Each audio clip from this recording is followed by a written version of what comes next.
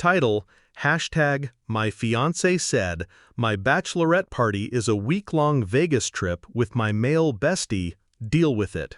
I replied, have fun. Then I organized my own bachelor party. The trip was canceled when her bestie saw who I invited. Start. I remember her exact words. My bachelorette party is a week-long Vegas trip with my male best friend. Deal with it. The audacity didn't shock me. The smirk did. That little twist of her lips that told me she thought I wouldn't do a damn thing about it. I smiled. Have fun. She didn't see the steel behind those words. We had been together 5 years, high school sweethearts, the kind of couple people envied because we just worked. At least, that's what I thought. I funded her master's degree, helped her move cities, stood by her through every storm. She, in return, gave me loyalty, until he showed up. The bestie, Ethan, tall, charming in a hollow way. The kind of man who laughs too loud, touches too freely. He was always around, hovering like a vulture. She insisted he was harmless. I wanted to believe her, but I'm not a fool. The first fracture came 6 months before her announcement. She stayed out late.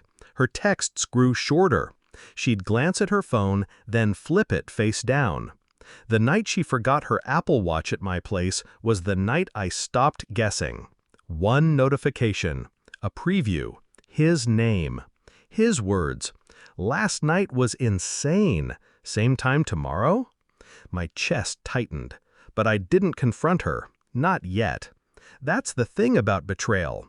It burns hotter when you pretend not to feel it. I let her think she was winning. I smiled at her stories, kissed her forehead, played the role of the trusting fiancé.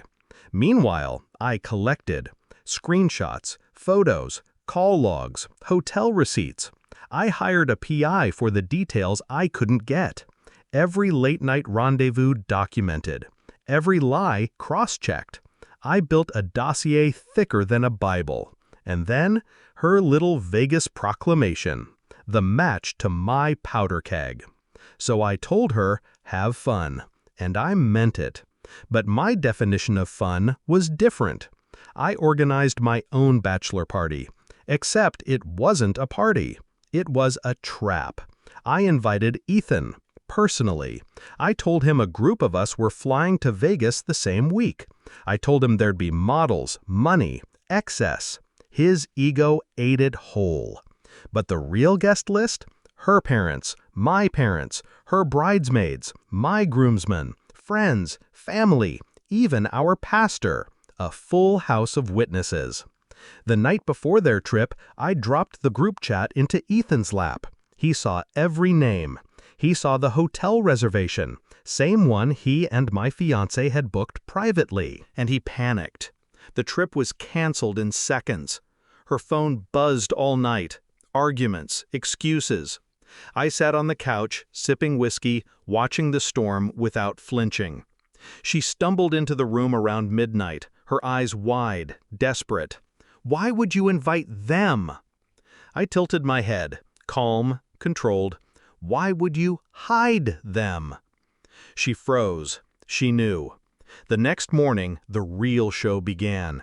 We gathered at her parents' house under the pretense of an engagement brunch. Everyone dressed, smiling, clueless. I waited until the food was served, until she relaxed, until she thought maybe I hadn't noticed anything at all. Then I stood, pulled the folder from my jacket, and laid it on the table. Photos, dates, hotel invoices, messages. Her mother's fork clattered against her plate. Her father went pale. My mom pressed her lips into a hard, thin line. And she, my fiancé, she just sat there, frozen.